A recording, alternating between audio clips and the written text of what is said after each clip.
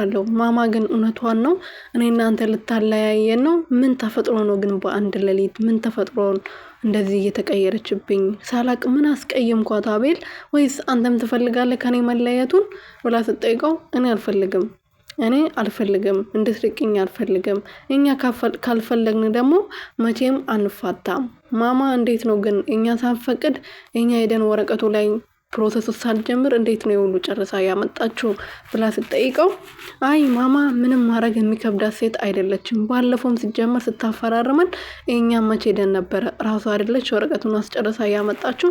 አሁንም ራሷ ሄዳ ጨርሳለች ማለት ነው። ርብቃ የኔ ፍቅር አንቺ ከዚህ መሄድ ትፈልጊያለሽ ስላት አይ እኔ መሄድ አልፈልግም። እኔ እኮ ለምጃቸዋለሁ። እዚህ ቤት ከገባው ቀን ጀምሮ ለምጃለሁ እና ከናንተ ርቄ መኖር አልፈልግም። ቤተሰቦቼ ጋር ራሱ ከሄድኩ በጣም ቆይቻለሁ እና ይሄና ቤተሰቦቼን እስከምረሳ ድረስ ነው እናንተን የቀረብኳችሁ።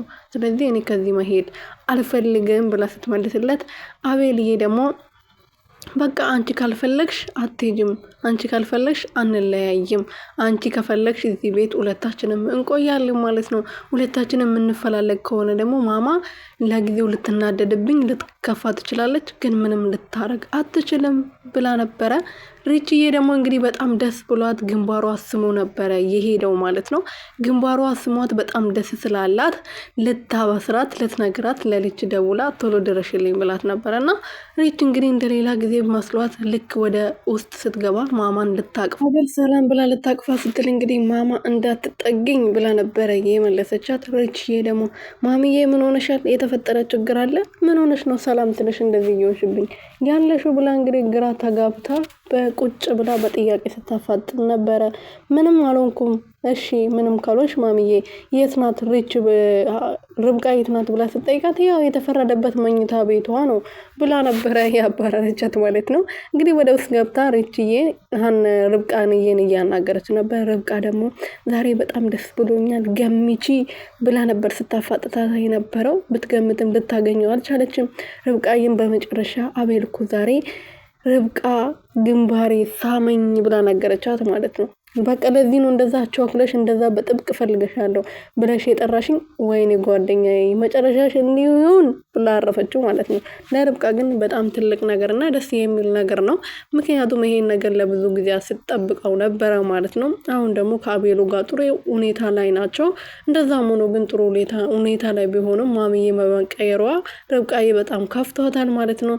አሁን ደግሞ ይሄ አዩ የሚባለው የሴጣን ቆራጭ የሆነ ልጅ ማለት ነው መቲ ጋር ሄዶ ነበረና ከመቲ ጋር ሲያወሩ ነበረ። አቤልን ይቅርታ ጠይቀሽው ከአቤል ጋር መሆን አለብሽ እያላት ነበር። በዚህ በኩል ርብቃ እንዳረገዘችና የአቤልን ልጅ በወዷ እንደተሸከመች በደንብ ያውቃል።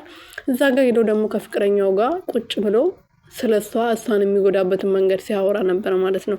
ስለዚህ አንቺ ምንም እያረግሽልኝ አይደለም አንቺ ማትረቢ ብሎ ነበር ሲሰድባት የነበረው። ልስመው ራሱ ስትጠጋ ገፍትሮ ነበር የጣላት ማለት ነው ሶፋው ላይ።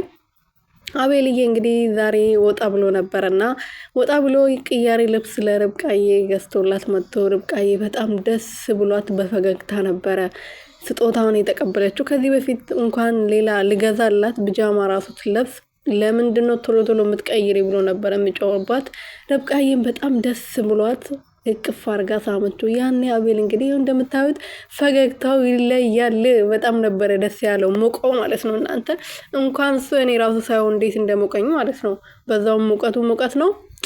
ሳየው ደግሞ በጣም ነው የሞቀኝ ቤተሰቦችዬ ማለት ነው። እና በጣም ደስ ብሎት እሷ ደግሞ ከሳመችው በኋላ ድንግጥ ብላ አቤልዬ በጣም ይቅርታ ደስ ስላለኝ ነው ደስታዬን መቆጣጠር ስላቃተኝ ነው እሺ ይቅርታ ብላ በፈገግታ ይቅርታ ስትጠይቀው ነበርና አረ ችግር የለውም እኔም ደስ እንድልሽ ነው የምፈልገው የኔ ውድ እንድትስቂ ሁሉ ጊዜ እንደዚህ ፈገግ እንድትይ ነው የምፈልገው ብሏታል ማለት ነው። አቤሎም እንደዛው ደስተኛ ነው በጣም። ግን በመጨረሻ የሚያስጠላ ነገር ተፈጥሯል።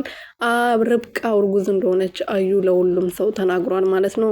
ክትትል ለማድረግ እንሄዳለን ሆስፒታል ብሎ ተነጋግሮ ነበርና ከርብቃ ጋር ዛሬ ወጣ እንላለን ርብቃ ልጇን ማየት ትፈልጋለች ብሎ እረፍ። አቤሎ ድንግጥ፣ ሁላቸውም ድንግጥ ማለት ነው። ርብቃ ምን እንደሚወጣት ራሱ ነው የጠፋባት ማለት ነው።